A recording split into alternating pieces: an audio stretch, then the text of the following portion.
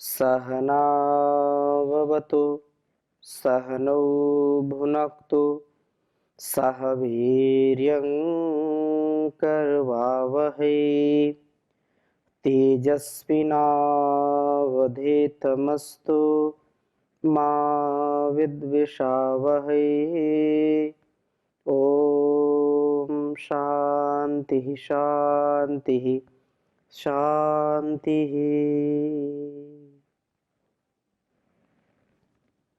वेदोक्त वाणी व्यवहार के स्वाध्याय में आप सभी दर्शकों का, श्रोताओं का हृदय की गहराइयों से हार्दिक स्वागत है, अभिनंदन है। ऋग्वेद के प्रथम मंडल का हम स्वाध्याय कर रहे हैं, उन मंत्रों का जिनमें कल्याणी वेदवाणी का उपदेश अपनी वाणी को पवित्र बनाने का है। हमारी वाणी पवित्र हो, हमारी वाणी, क्योंकि बिना वाणी व्यवहार के हम अपना जगत का व्यवहार नहीं कर सकते हैं, और इसलिए परमात्मा ने ये वाणी का आधान किया है। हम परस्पर जो प्रीति पूर्वक व्यवहार करें, उसमें वाणी का अत्यंत महत्व है। उसमें हम कभी भी गलत व्यवहार न करें, कभी वाणी से किसी को इस प्रकार से दुखी ना करें, पीड़ित ना करें, और जैसा निष्पक्ष, जैसा निर्द्वंद्व, निरहंकार, निर्विकार कर्म है, जो विकार रहित है, जो निष्काम किया हुआ है, दुखों और द्वंद्वों को दूर करने के लिए, उसमें हम वाणी का व्यवहार बहुत उत्तमता से करें। क्योंकि सबसे पहले हम वाणी से ही आरंभ करते हैं व्यवहार, और वाणी ही ज्ञान का आधान कराने वाली है। तो बहुत ही सुंदर चर्चा चल रही है। आज हम चर्चा करेंगे ऋग्वेद के प्रथम मंडल के 49वें सूक्त के चौथे मंत्र को सामने रख करके। तो पहले वेद मंत्र लिखता हूं, फिर चर्चा करता हूं। ओम व्युच्छन्ति ही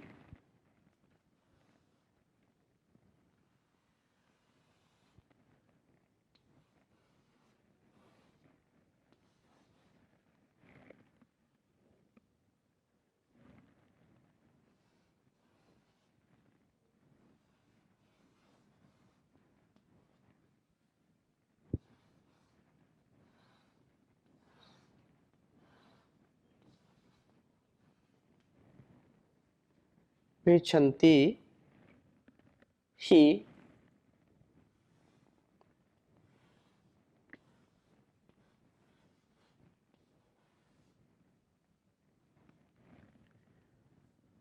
रश्मिभिर विश्वामाभासि।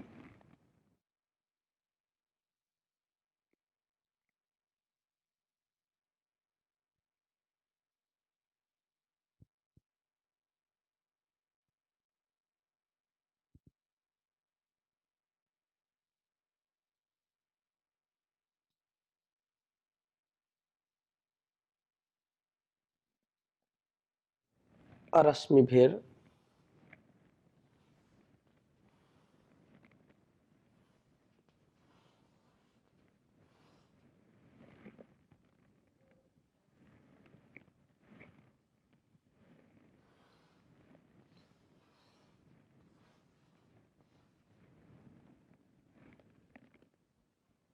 विश्वमभासि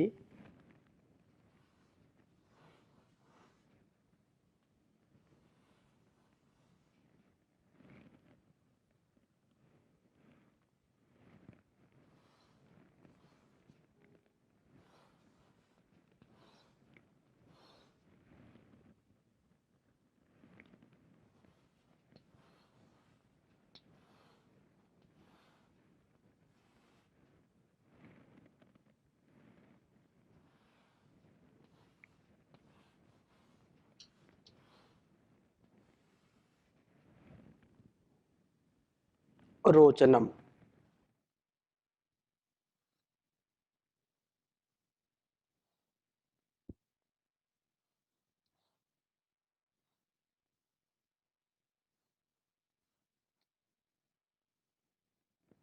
रोचनम ताम त्वामुप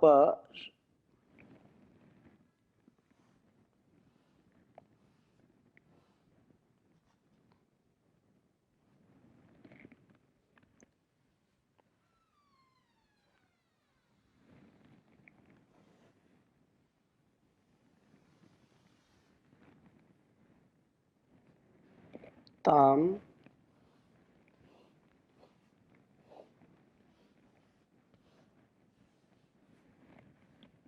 त्वाम उषवर्य सूयवो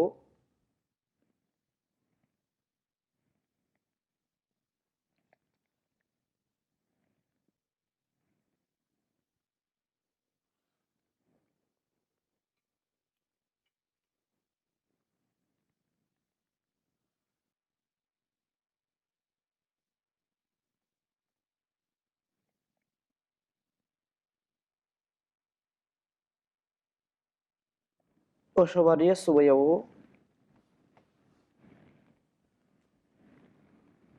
सूयवो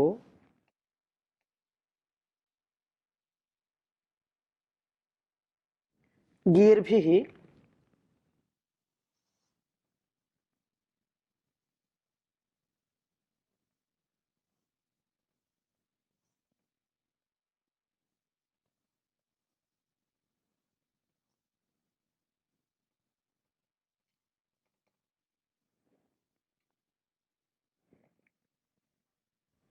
कण्वा अहोषत गीर्भिः कण्वा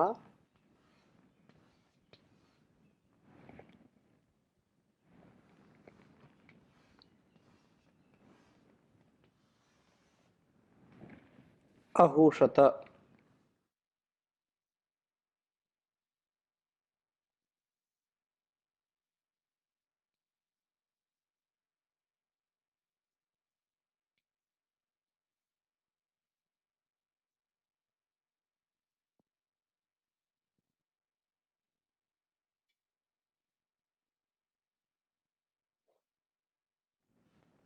ऋग्वेद के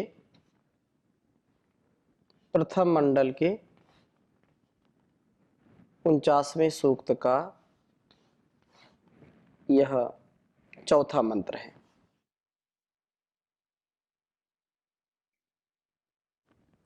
ओम युच्छन्ति हि रश्मिभिर्विश्वामाभासि रोचनम् त्वां त्वामुषवर्य सूयवो गीर्भिः कण्वा अहोषत।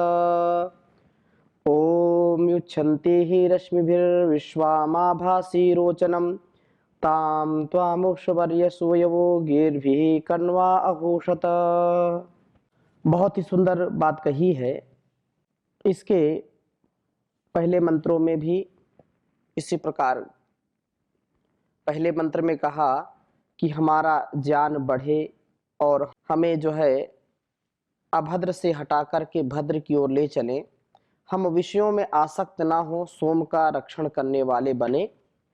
और दूसरे मंत्र में कहा कि हमारा शरीर स्वस्थ हो, स्वास्थ्य का हम जो है आदर्श स्थापित करें, स्वास्थ्य जो है ध्यान में रखें, जिसके लिए हम सोम का रक्षण करें।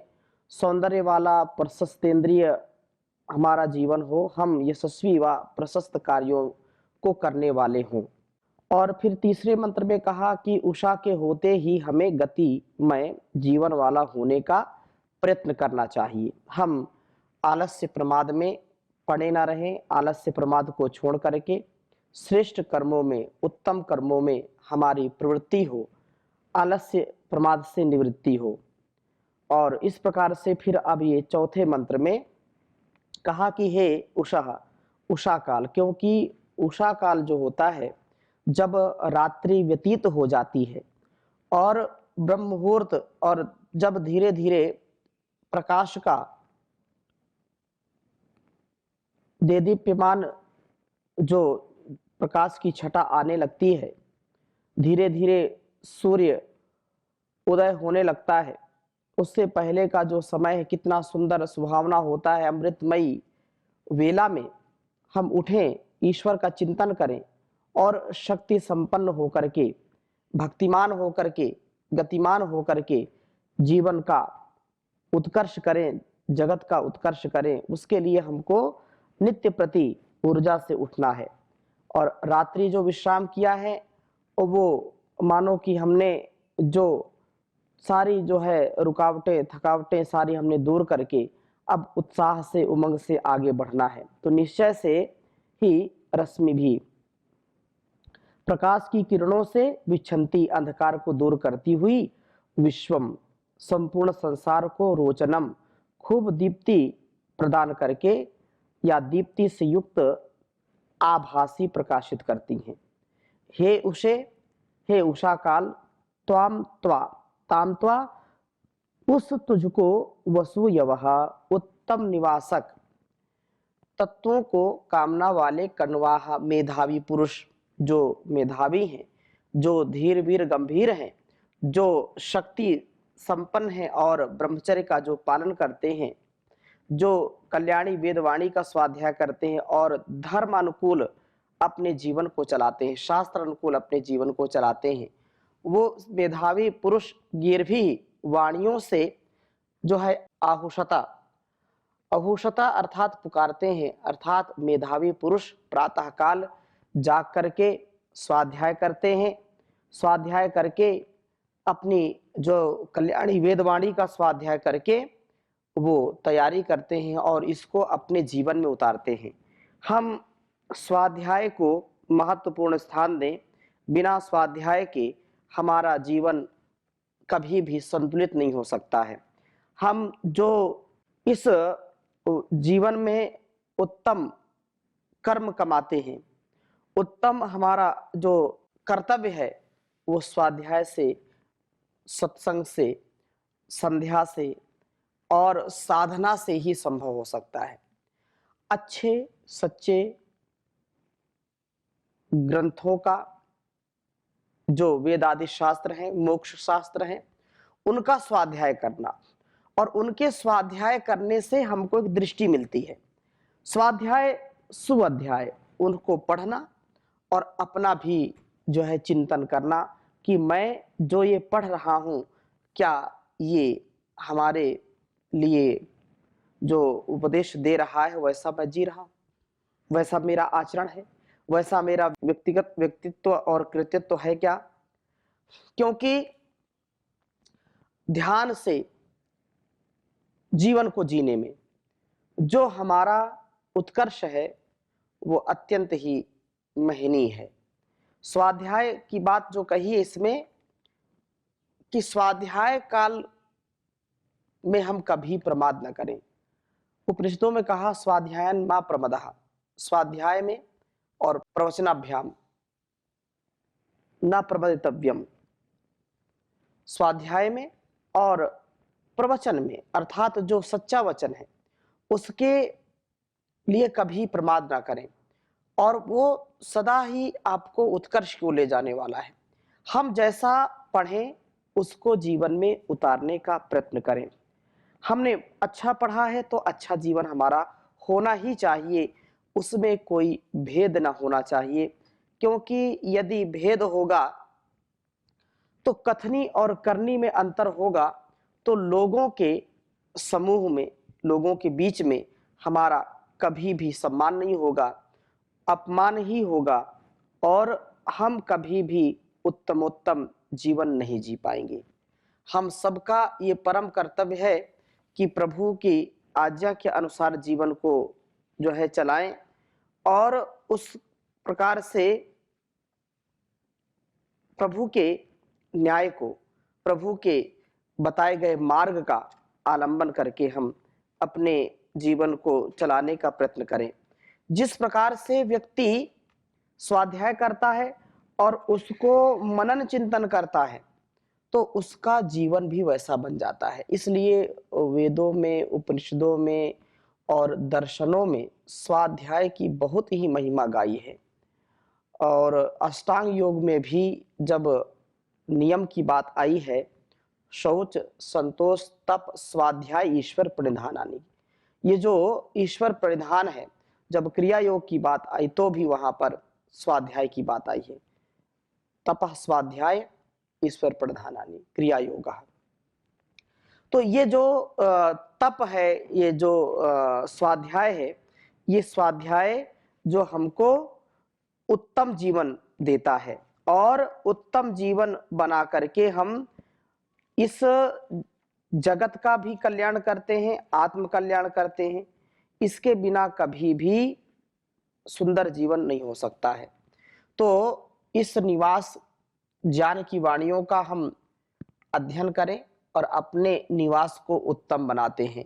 इस निवास के उत्तम होने पर जीवन में उसी प्रकार प्रकाश का अनुभव होता है जैसे कि उषा अपने प्रकाश से जगत को प्रकाशित करती है। हम उषा काल में स्वाध्याय के द्वारा अपने अंदर उसी प्रकार से प्रकाश प्राप्त करें जैसे सूर्य धीरे धीरे उदित होता है और पूरा संसार प्रकाश से आपूरित होता है। तो स्वाध्याय करने से हमारा मनसा वाचा कर्मणा जो व्यवहार है वो अत्यंत पवित्र हो जाता है और इस पवित्रता को धारण करने से ही व्यक्ति महान बन जाता है। इसलिए संसार में आकर के चिंता नहीं करना, चिंतन करना और प्रभु की महिमा का गुणगान करना, उसका ध्यान करना। गाए जा भगवान की महिमा गाए जा, गाए जा भगवान की महिमा गाए जा। सुबह शाम इस मन मंदिर में, सुबह शाम इस मन मंदिर में झाड़ू रोज लगाए जा, गाए जा भगवान की महिमा गाए जा। तरह तरह के खेल हैं इसमें, दुनिया एक तमाशा है। तरह तरह के खेल हैं इसमें, दुनिया एक तमाशा है। कहीं खुशी है कहीं गमी है, आशा कहीं निराशा है। कहीं खुशी और कहीं गमी है, आशा और निराशा है। चाहे वो हंसाए चाहे वो रुलाए, चाहे वो हंसाए तुझे चाहे वो रुलाए, बस अपना फर्ज निभाए जा, गाए जा भगवान की महिमा गाए जा। चिंता और चिता इस जग में एक समान कहाती है। एक जिंदे को एक मुर्दे को दोनों सदा जलाती हैं। चिंता और चिता इस जग में एक समान कहाती हैं। एक जिंदे को एक मुर्दे को दोनों सदा जलाती हैं। दुख जो दिखाए वही दुखड़े मिटाए, दुख जो दिखाए वही दुखड़े मिटाए, चिंता दूर भगाए जा, गाए जा भगवान की महिमा गाए जा। सुबह शाम इस मन मंदिर में झाड़ू रोज लगाए जा, गाए जा भगवान की महिमा गाए जा। कौन हमेशा रहा जगत में, किसका यहाँ ठिकाना है। बांध ले अपना बिस्तर बाबा, ये तो देश बेगाना है। कौन हमेशा रहा जगत में, किसका यहाँ ठिकाना है। बांध ले अपना बिस्तर बाबा, ये तो देश बेगाना है। ये दुनिया सराय कोई आए कोई जाए, पथिक यही समझाए जा, गाए जा भगवान की महिमा गाए जा।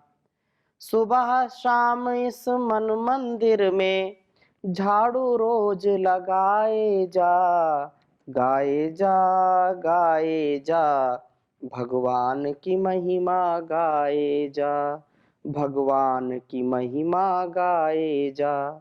तो हम उस परम पिता परमेश्वर की महिमा गाएं और जैसे सूर्य के प्रकाश से, सूर्य के उदय होने से संसार का सारा तमस, सारा अंधकार मिट जाता है, छट जाता है, सारे बादल छट जाते हैं, सारे अंधकार छट जाते हैं और सब पूरी दुनिया प्रकाश से युक्त हो जाती है। ऐसे ही हम अपने जीवन में प्रकाश का आधान करें, हमारा स्वाध्याय इतना परिपक्व हो, हमारा ज्ञान इतना परिपक्व हो कि हमारी वाणी, हमारा व्यवहार, हमारा संपूर्ण जीवन दूसरों को और अपने को प्रकाश देने वाला हो। हम स्वयं अंधकार में ना रहें, हम स्वयं अधर्म में, अन्याय में, अभाव में, अज्ञान में, अविद्या में ना फंसें और दूसरों को भी इससे बचाने का प्रयत्न करें, तो ये बहुत ही उत्तम जीवन होगा। और इस प्रकार से जो सदा ही प्रभु का गुणगान करता हुआ, उसका ध्यान करता हुआ सदा आगे बढ़ता है, उसको कौन परेशान कर सकता है? कौन उसको जो है दुखी कर सकता है? अर्थात कोई भी उसे दुखी नहीं कर सकता है। इसलिए हम सूर्य की भांति प्रकाशित हों और सूर्य से प्रकाश मिलता है लोगों को, सूर्य से औषधि, प्राण शक्ति, सकल पदार्थ प्राप्त होते हैं। जैसे वैसे ही हमारे जीवन से ही दूसरों को बहुत ही उन्नत स्वभाव, उन्नत उनसे जो है आचरण की सीख मिले। और स्वाध्याय में क्योंकि जो है हमारा उत्कर्ष है और यही सबसे उत्तम स्वास्थ्य है कि हम अपने मन को उत्तम बनाएं, अपने जीवन को उत्तम बनाएं और सारे जो है अंधकार को दूर कर दें। बहुत सुंदर चर्चा की है इस 50वें सूक्त में सूर्य उदय का और सूर्य से ही सारा जो जीवन है उसके विषय में कहा कि सूर्योदय से प्रकाश, औषधियां और प्राण शक्ति का जो है सकल पदार्थ उससे प्राप्त होते हैं। उदुत्यम जात वेदसम देवम वहंति केतवः दृशे विश्वाय सूर्यम। केतव ये प्रकाश, ये रश्मियां, ये जो है प्रकाश के द्वारा मार्ग को दिखाने वाले सूर्य की किरणें, विश्वाय दृश्य, वास्तव में ये प्रभु के जैसे ध्वज लहरा रहे हैं। प्रभु के जो है ये प्रभु का प्रतिनिधित्व करने वाले हैं, प्रकाश देने वाले हैं संपूर्ण पदार्थों के दर्शन के लिए, अर्थात सब पदार्थ ठीक रूप से देख सकें, इसके लिए जो किरणें बनाई हैं वो निश्चय सत्यम उस सूर्य को उद्वहंती आकाश में ऊपर धारण करती हैं, जो सूर्य जात वेदसम सब प्रजानों का धनों को प्राप्त कराने वाला है। तथा देवम प्रकाश से देदीप्यमान होता हुआ देव द्वितीय संपूर्ण प्राण शक्ति को देने वाला है। देवदानात, द्योतनाथ,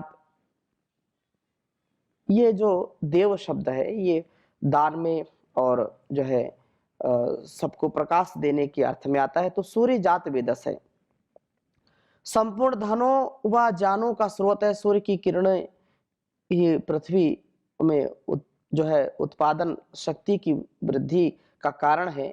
इस उत्पादन शक्ति से पृथ्वी सब वनस्पति औषधियों को जन्म देती है, वसुंधरा कहलाती है। वसु जो बसने का कारण है, वसुंधरा को यह सूर्य ही वसुओं का धारण करने वाली बनाता है।